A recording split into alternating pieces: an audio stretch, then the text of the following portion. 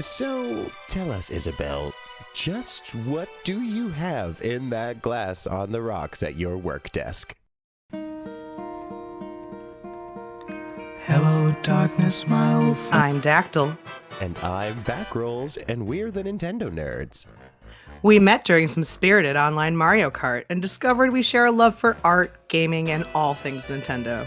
And we want to share our nerdy knowledge with you. So stick around, because in today's video, we're going to be discussing what we're the most pumped about from the Animal Crossing Direct. So, first off, I want to welcome our good friend Dactyl for making an appearance here on the Nintendo Nerds with us. Usually it's Mac Frazier and Backrolls, so this is something a little different. Thanks for joining us. Thanks for having me. Backrolls and I are both really stoked about everything that the Animal Crossing New Horizons Direct had to offer last week, but these types of games aren't really our good friend Mac's thing. Yes, he likes to unwind by maxing out his latest RPG party or numerically organizing Pokemon Home.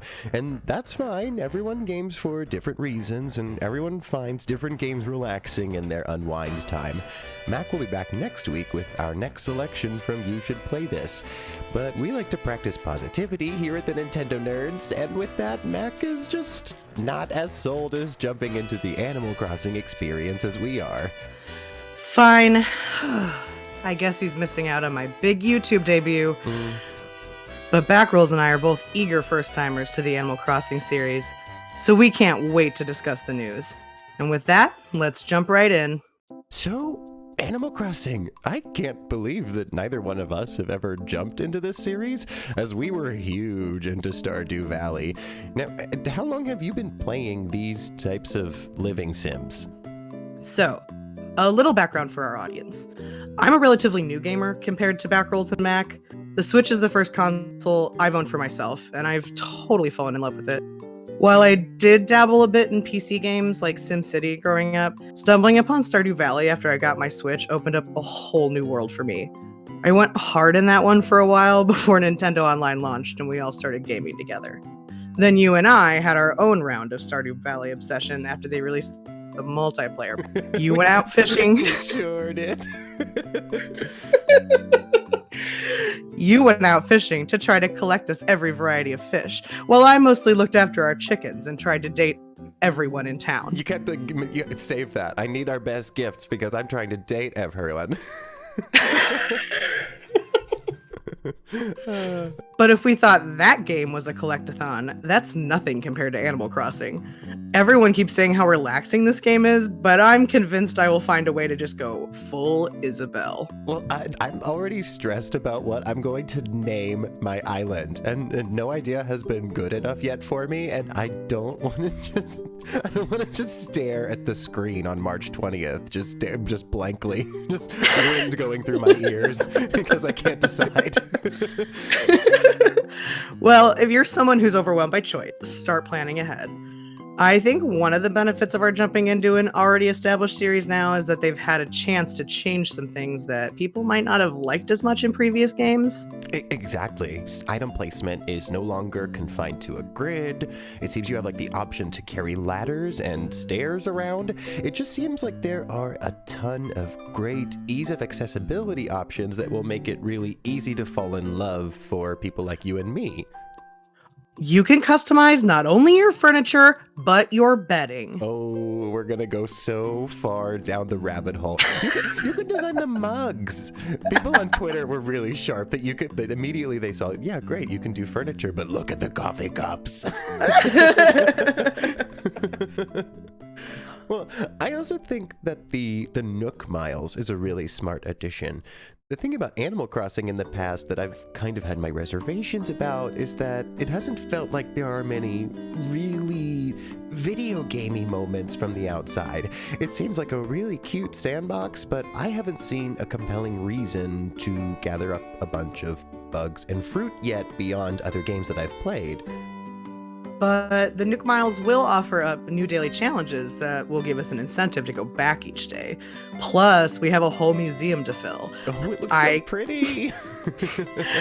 I really feel like this is going to be the Stardew Valley Community Center for you and me all over again. Oh. Also, for for some reason, we almost finished the community center. I think we had like a winter root vegetable that we were just like, you know what, we're just... we were missing like 3 things, like 1 weird fish and like 1 or 2 other things. I've done it once before, and I was just like, you know what, living sims, they're great, but I'm really ready to dive into a new one. And I have to say, it looks like from the outside, the online play is handled pretty smartly. I really like the idea that you can invite strangers to your island if you're brave enough to share your code with strangers, but you can't just have someone running in, swinging their axe around and wrecking the island that you worked really hard on.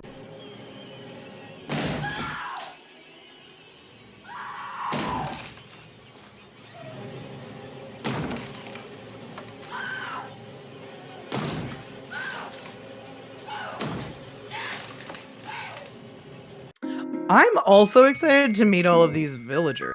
I cannot believe how many there are. I mean, New Leaf had over 300 villagers to interact with. We tried to pick out our favorites based on appearance alone, but frankly, it's real hard when they're all so darn cute. It will be so much fun to visit each other's islands and discover the new villagers.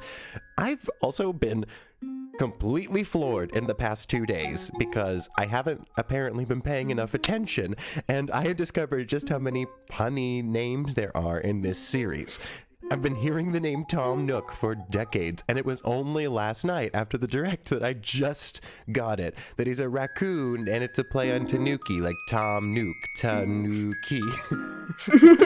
It's just, oh my god, how many times have I heard that name? And it just went right over my head. And it was you that just looked up this trivia, that Isabel is named Isabel because her head is a bell bag. I think that's just so cute. As newcomers, there's an expansive new world for us to discover, and for the returning players, it seems like a lot of time and care has been put into making this game another one they'll genuinely love. Now, we're not thrilled at the idea of only one island per Switch console, but for our particular households, this is not a deal breaker. Thankfully, I'm an only child, so I've never had to share my toys. And I think my partner and I agree on this, that we can help each other build up our islands, but we are a 2-Switch household already. We did that in order to play Pokemon Sword and Shield, so we'd each like to have our own island, and with that, we will go ahead and we'll pick up 2 copies of the game. It's not the best option, but we will go ahead and do it. I'm just glad I don't have any kids yet, because I would be that parent that says, there's no touching Dad's Island Getaway. Well, there are so many things to look forward to about our new island life in Animal Crossing New Horizons coming to the Switch on March 20th. I think we're going to make some really rad things together, and we can't wait to see the beautiful islands that other players design. Now, are you a returning Animal Crossing fan? What do you love about the series, and what are you most excited about in this new Switch edition? Let us know in the comments section below, and be sure to subscribe for more weekly conversations on art, design, and all things Nintendo. As always, we hope you leave this video ready to pick up a Pro Controller, a paintbrush, or a pen. I'm Dactyl. And I'm Backrolls, and this has been the Nintendo Nerds.